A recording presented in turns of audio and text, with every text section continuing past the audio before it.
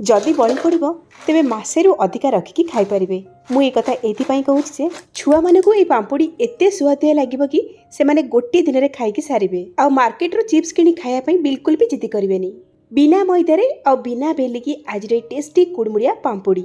नमस्कार, लता ओडिया किचन रे आपण समस्त को अनेक अनेक स्वागत। एकदम खास्ता कुड़मुड़िया पांपुड़ी बनायापी आम गहम अटार व्यवहार करवा।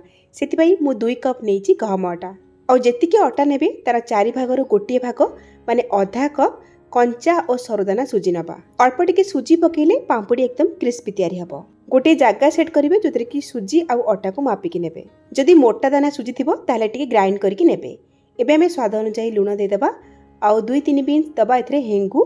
ता सहित आम आधा छोट चामच दबा चाट मसला आउ एथरे देदेबा आम आधा छोट चामच गोलमरीच गुंड आउ आधा छोट चामच दबा एथरे लंका गुंड आ गोटे चामच कसूरी मेथी पकेबा। भाजिकी टिके गुंड करके पकेबे, बहुत बढ़िया बास्ना आसीबो। गोटे चामच दबा गोटा जीरा, ता सहित गोटे छोट चामच आम जुआणी को हाथ में एमती टिके मकचिकी एथरे पकेबा, बहुत बढ़िया फ्लेवर आसीबो।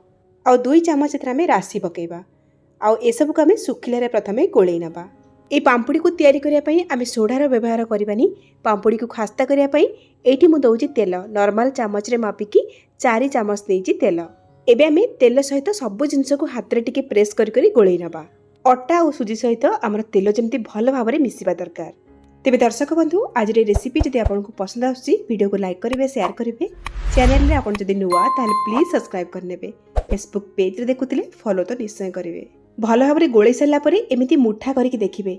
जदि मुठा ठीक भाव में होउथिबो ताहले जानिबे जे अटा और सुजी पई आमे जतिके तेल गोळेइचे ना सेटा पूरा परफेक्ट अछि। माने पांपुड़ी एकदम क्रिस्पी बनिबो, खास्ता बनिबो। जदि मुठा हो नथिबो ताहले आ गोटे 2 चामच तेल देके आपण गोळेई पारिबे। पांपुड़ी को आहुरी फ्लेवरफुल करिया पई एथरा आमे किछि भुरसुंगा पत्र को छोट छोट करी काटिकी पकेइबा। आ आहुरी टेस्टी करिया पई आमे बतुरा हेतिबा 2 चामच कंचा मुग डाली दबा। मु डाली को 2-3 घंटा आगुरु बतुरेकी रखिथिली। एई पांपुड़ी रे मुग डाली पकेइबा बिल्कुल ऑप्शनल अछि, किंतु जदि किछि बतुरा मुग डाली आपण देबे तेले पांपुड़ी रे मुग डाली छाणी हे जिवो ना, बहुत बढ़िया लागिबो खाइबा पई। एबे हमें अटा को चकटिबा। तो सेई सेम मेजरिंग कप रे मापिकी गोटे कप नेइची मु पानी को एकाथरे दबानी, अल्प अल्प पानी देके आको हमें चकटिबा। एठी जो चकटाटा हमें तैयारी करिबा ना बेसी हार्ड करिवे ना बेसी नरम करिवे, मीडियम रखिबे। अटा को अधिक नरम करके चकटिबिनी, काहेकि ना नरम करदेले आपनकर पांपुड़ी तो हबनी, से पूरी हिजिबो।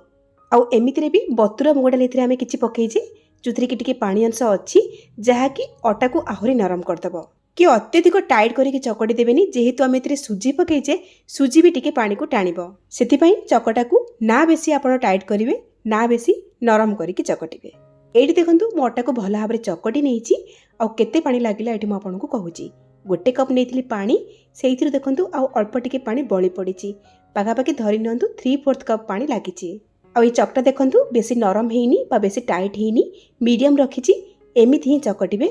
आपनकर पांपुड़ी केमिति बनिबो अटा चकटा ऊपर ही रहिला, ध्यान देकी चकटिबे। एबे हमें कवर करके 10 मिनिट पई याको छाडी दबा। जेहेतु सुजी पकेइचे से टिके फुलिबो।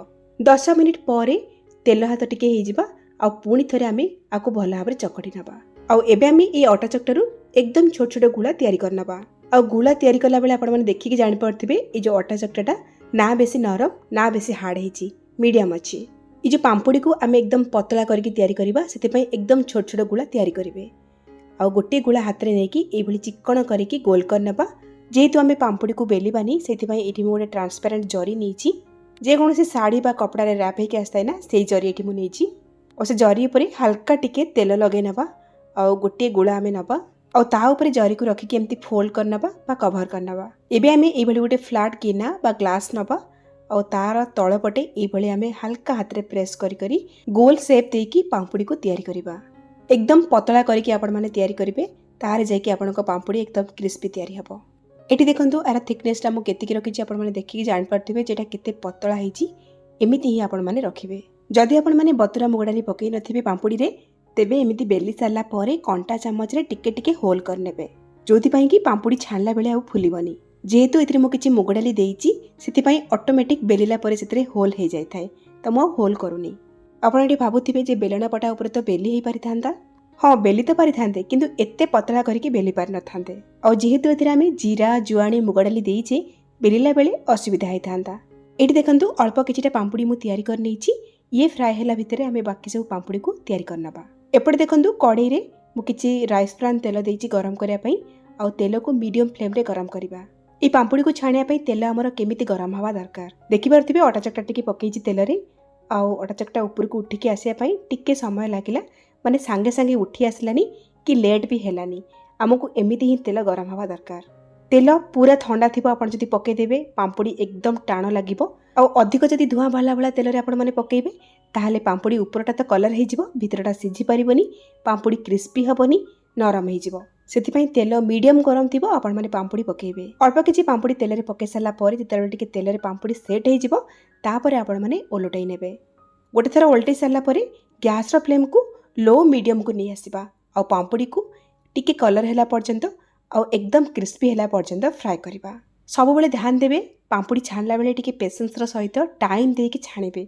आ तरतर होइकी पांपुड़ी को हाई फ्लेम रे जदि आपण माने छाणी देबे ताले पांपुड़ी बिल्कुल भी क्रिस्पी हबनी। लो मीडियम फ्लेम रे किछ समय फ्राए हैला परे देखि पारथिबे पांपुड़ी रो कलर चेंज हे आसलानी। आ पांपुड़ी ऊपर केते बबल्स आस्तला जोति पई कि पांपुड़ी ठीक से देखा भी जाउ नथिला। आ एबे देखंतु छाणी हैला परे बबल्स पूरा कमी जाइछि आ पांपुड़ी तेल ऊपर पूरा जणा पडुछि। एई भली हेकी फ्राए हे गला परे आपण जानिबे आपनको पांपुड़ी फ्राए हे गला बा क्रिस्पी हे गला आ आपण माने को तेल रो बाहर कर नेबे। आ छाणी के एमिति गोटे जाली ऊपर रखिबे जोति पई कि एक्सेस तेल जहा भी थिबो तळकु चली आसीबो। एमिति रे ए अटा पांपुड़ी तेल को बेसी टाणी न थाए। एई भली भाबरे आमे सब पांपुड़ी को फ्राए करनबा। एई भली भाबरे बिना मैदा रे आपण माने घरे पांपुड़ी तयारी करंतु, छुआ मानकु दियंतु, देखिबे से माने बहुत पसंद करिवे। पांपुड़ी सबको छाणी सारा परे आहुरी कलरफुल देखा जाय पई मु अल्प टिके लंका गुंड ऊपर देकी ताको मिक्स करि नउची। ठंडा हला परे जे कोनोसी एयरटाइट कंटेनर रे रखिकी आको स्टोर करिवे। देखंतु पांपुड़ी केते बढ़िया आइची। निश्चय एभली बनांतु। केमिति लागिला आपनक अनुभूति मो सहित शेयर करंतु।